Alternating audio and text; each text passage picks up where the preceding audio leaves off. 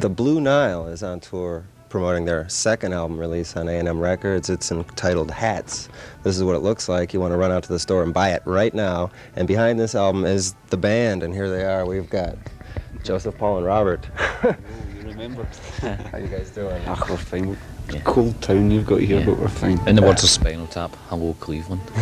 There you go. You know, it's been like 5 years since the release of the first album. Why so long?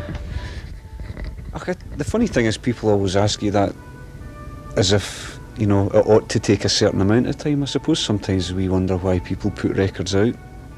You know, we wanted to put a record out that we believed in, and so this was the one that came along. And you know, we don't want to put an album out every year just for the sake of it. So what have you been doing in the 5 years? Suffering. After the first album, we had a lot of business to take care of, things that we were unprepared for because of the nature of our work up until that point. And from then on, other practical circumstances came to play, and as Paul said, you know, really we were just waiting to get the music that we felt was worth releasing. Now, were you guys writing and performing some new songs in this time and just kind of feeling it out and seeing how it goes? We sort of wrote and recorded and rehearsed and tried to cope with the business, as Joseph was saying. You know, I think we thought it would be a bit more like the Monkees than it was. It all got a bit heavy duty after the release of the first album because of money, really, and inevitably businessmen impose pressures on you.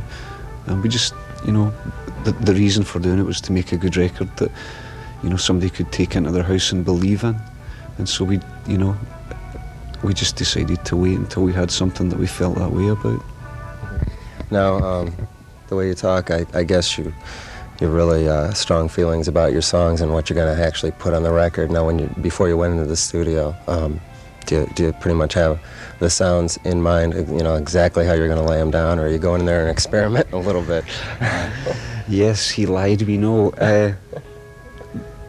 We kind of know. I mean, it's a learning process, you know. I mean, I think you always have to have a song, otherwise you just end up with a collection of noises. But I think we're quite patient. It's probably like making a painting or something like that. If it comes in 5 minutes, as it sometimes does, then we go with it. And if it doesn't, we just try and be patient until it reveals itself. You guys are from Glasgow, I understand. Yeah, this is what, you're probably second or third time in the States, is it? Yeah. Yeah, I've been here a few times, but I think on our first few trips, we all got to like New York and Los Angeles, so I think for this particular tour, we tried to get into we thought there might be other places in America besides those. So we were right. That's why we're here. Knew it. Yeah, it's a lot of people that do come to the States, you know, New York and LA, that's their idea of it, and God, it's so big that it's almost like a bunch of different countries here. Yeah, you would get a funny idea of America, I think, from those two towns. I've been here, we've both been here a day. So we're old hands now. Yeah, we're complete experts. I was out for a walk today and a fruitless search for a sandwich, actually, and all I got was very cold ears.